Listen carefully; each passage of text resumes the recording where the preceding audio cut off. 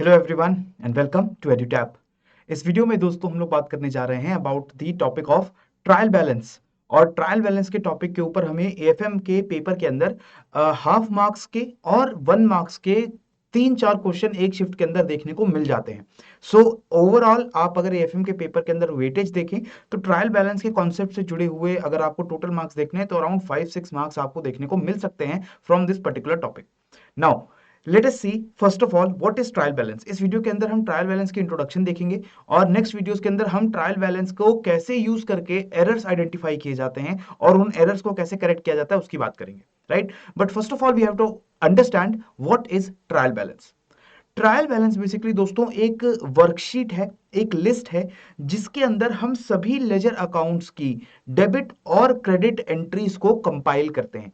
So it is a worksheet in which the balance of all ledgers are compiled into debit और credit columns. और हम ये कोशिश करते हैं, हमें देखना होता है कि हमारा जितना टोटल डेबिट है उतना ही टोटल क्रेडिट हमारी सारी अकाउंट्स बुक्स में मिला करके होना चाहिए। अगर डेबिट और क्रेडिट इक्वल है इसका मतलब हमारा ट्रायल बैलेंस एग्रीमेंट में है और हमारे सारे अकाउंट जो है वो करेक्टली मेंटेन किए गए हैं।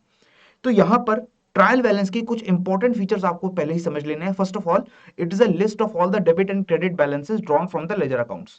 तो यहां पर जैसे आपके पास आपकी कंपनी में कैश अकाउंट होता है, कैपिटल अकाउंट होता है, परचेज अकाउंट, सेल्स अकाउंट, ये जो अलग अलग अकाउंट्स होते हैं इन अकाउंट्स के अंदर आपकी कुछ डेबिट एंट्रीज होती हैं, कुछ आपकी क्रेडिट एंट्रीज होती हैं। और हर अकाउंट में after and of the accounting period जब आपका साल खत्म हो रहा है तो वहां पर सभी अकाउंट्स के अंदर या तो डेबिट बैलेंस होता है या तो क्रेडिट बैलेंस होता है। ये बैलेंसेस को हम ट्रायल बैलेंस के अंदर लिस्ट कर देते हैं और फिर हम इन सभी अकाउंट्स के अक्रॉस, किसी में डेबिट है किसी में क्रेडिट बैलेंस है, इनको ऐड करते हैं और टोटल जो डेबिट बैलेंसेस का होता है वही टोटल क्रेडिट बैलेंसेस का आता है हमारे ट्रायल बैलेंस के अंदर, right. So this trial balance includes all types of real accounts, nominal accounts, personal accounts, सारे अकाउंट्स को इसके अंदर इंक्लूड करते हैं। इवन कैश अकाउंट को भी हम इसके अंदर इंक्लूड करते हैं। इसके बाद इसका पर्पस क्या है? Purpose is to establish arithmetic accuracy. हम ये इतना तामझाम क्यों कर रहे हैं? Why we are doing all this? We are doing this just to make sure कि हमारा टोटल डेबिट जितना भी साल के अंदर हुआ है उतना ही हमारा टोटल क्रेडिट हुआ है। और there is a principle of double entry book keeping. ये डबल एंट्री क्या कहती है कि हर ट्रांजैक्शन को whenever we record every transaction we have to make a debit entry and equal credit entry. कोई अकाउंट डेबिट होता है, कोई अकाउंट क्रेडिट होता है, और अगर इक्वल अमाउंट डेबिट और इक्वल अमाउंट क्रेडिट हो रहा है तो आप समझ सकते हैं कि साल के एंड के अंदर टोटल डेबिट और टोटल क्रेडिट ये बराबर आना चाहिए। And if this comes out to be equal then that means our account books are error free.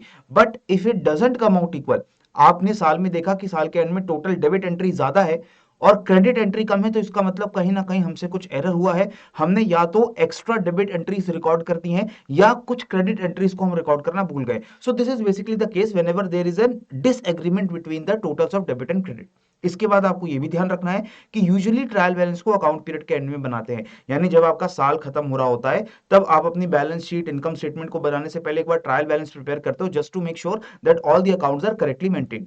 लेकिन आप अगर चाहें तो उससे पहले भी किसी भी दिन पर आप ट्रायल बैलेंस को प्रिपेयर करके उस दिन अकाउंट्स करेक्ट हैं या नहीं उसको चेक कर सकते हो। तो कई छोटी कंपनीज के अंदर जो है आपका मंथली बेसिस के ऊपर या 2 मंथ्स में एक बार, 3 मंथ्स में एक बार ट्रायल बैलेंस बना करके चेक किया जाता है कि आपकी सारी एंट्रीज जो है वो सही से रिकॉर्ड की गई हैं या नहीं की गई हैं।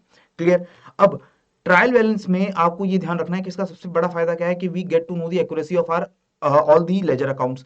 In addition to that we also get help in preparing the final accounts, because हम अपने सारे अकाउंट्स को एक जगह लिस्ट कर देते हैं और इन अकाउंट्स का डेबिट या क्रेडिट क्या बैलेंस बचा है वो भी हमें पता चल जाता है। तो ये सारे बैलेंसेस को हमें, जो हमारी फाइनल शीट्स होती हैं जिसमें हम इनकम स्टेटमेंट डिक्लेयर करेंगे या बैलेंस शीट बनाएंगे, वहां पर उसको इंपोर्ट करना ज्यादा आसान हो जाता है। इसकी बात हम आगे भी करेंगे whenever we will talk about the final accounts, right. Now there are two different types of trial balance. Trial balance को बनाने के दो तरीके हो सकते हैं। पहला तरीका जो है that is gross trial balance. इसके अंदर हम क्या करते हैं कि हमारे पास जितने भी लेजर अकाउंट हैं उन सभी लेजर अकाउंट्स में जितना भी डेबिट और क्रेडिट का टोटल है उसको हम लोग रिकॉर्ड कर लेते हैं। So we make a list, in that list we write names of all the accounts that we are maintaining. हमारा जो भी सेल्स अकाउंट है, हमारा rent account, wage account, assets के अकाउंट, कैश का account, personal accounts, all these accounts we compile it into a single list. And in the every account, at the end of the counting period उसमें जो भी debit का total आएगा, सारे debits की entries का total आएगा और सारे क्रेडिट्स का जो टोटल आएगा उसको उस अकाउंट के सामने लिख देते हैं। ठीक है, इसी तरीके से जो आपने कैश का अकाउंट है उसमें जितनी पेमेंट आई और जितनी पेमेंट गई उसका टोटल जो है वो हम उस कैश अकाउंट के सामने लिख देते हैं। और फाइनली हम जितनी डेबिट एंट्रीज थी सारे अकाउंट्स की उनको ऐड करते हैं, जितनी क्रेडिट एंट्रीज थी सारे अकाउंट की उसको ऐड करते हैं और हम देखते हैं कि वो debit total should be equal to the credit total. The other way to do it is the net trial balance. In net trial balance, we do not list all the debits and all the credit entries of all the accounts. हम यहां पर क्या करेंगे? We will make a list of all the accounts, but we will list the balances of those accounts against them. यानी कि हम जैसे cash account है तो कैश अकाउंट की सारी रिसीट्स और सारे पेमेंट्स को हम कैश अकाउंट के सामने नहीं लिखेंगे यहां पर, जो हम ग्रॉस ट्रायल बैलेंस में कर रहे थे। नेट ट्रायल बैलेंस में what we will do, we will take all the debits, यानी कि जो कैश की पेमेंट की गई है और कैश की जो एंट्री हुई है क्रेडिट्स, राइट, इसका जो बैलेंस बचता है अकाउंट के अंदर ही, अगर डेबिट्स कम है तो क्रेडिट बैलेंस बचेगा, अगर क्रेडिट कम है तो डेबिट बैलेंस बचेगा। So what ever is the balance in that account, वो बैलेंस हम इंपोर्ट करते हैं। इसको थोड़ा बेटर तरीके से एग्जांपल समझने की यहां पर कोशिश करते हैं। Let us solve this particular question. ऐसे क्वेश्चन हमें एग्जाम में आएंगे क्या? एग्जाम में इसका थोड़ा छोटा वर्जन आएगा। एग्जाम में यू विल बी गिवन 3 और 4 accounts and you will be asked to identify कि कौन सा ट्रायल बैलेंस करेक्टली बना है। जैसे यहां पर मैंने आपको एक एग्जांपल दिया कि mister A is maintaining his own account books. ठीक है, तो जो मिस्टर ए के अकाउंट बुक्स हैं इसमें ये सारे अकाउंट्स वो मेंटेन करते हैं। Bhagwan Das capital, drawings account, stock account, stock उनके पास कितना पड़ा है, परचेज है, sales return, expense, customer, supplier, car, एक उनका बैंक अकाउंट है और एक उनका कैश अकाउंट है। हर अकाउंट के अंदर कुछ उनका डेबिट साइड का टोटल है, कुछ क्रेडिट साइड का टोटल है, जो हमें क्वेश्चन के अंदर ही दिया रहेगा, राइट। तो इसका मतलब क्या हुआ? फॉर एग्जांपल परचेजेस की हम बात करें तो 31 मार्च को टोटल जितना भी डेबिट हुआ है परचेज अकाउंट में दैट इज 1,90,000 एंड जितना क्रेडिट हुआ है that is 4,000, right. So now let us prepare first of all the gross trial balance. अगर ग्रॉस ट्रायल बैलेंस बनता है तो मैंने आपको क्या कहा है कि आप सारे अकाउंट्स की लिस्ट बनाते हैं और उसके सामने उसका डेबिट और क्रेडिट दोनों लिख देते हैं। ठीक है, तो क्रेडिट और debit both of the entries will be listed against the account name. So Bhagwan Das Capital, as you can see, credit is 1,35,000 and debit is 10,000.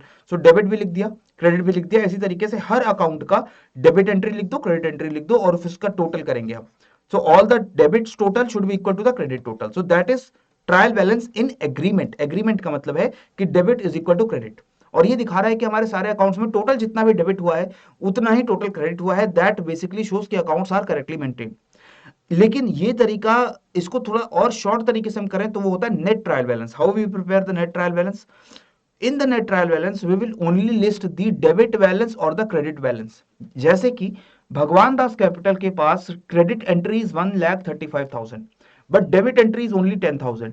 So that means Bhagwan Das Capital has a credit balance of 1,25,000. 1,35,000 minus 10,000 is 1,25,000. तो credit side पे access है 125,000 का, तो ये access हमने यहां note कर लिया। ठीक है, इसी तरीके से ड्राइंग्स अकाउंट में सिर्फ डेबिट साइड है तो डेबिट बैलेंस ही बचा 25,000, वो हमने यहां नोट कर लिया। स्टॉक्स की बात करें तो सिर्फ 15,000 का स्टॉक बचा था तो वो हमने यहां नोट कर लिया। परचेजेस में 1,90,000 is the debit and 4,000 is the credit, तो यानी कि डेबिट बैलेंस बचेगा 1,90,000 माइनस 4,000, तो डेट इज 1,86,000।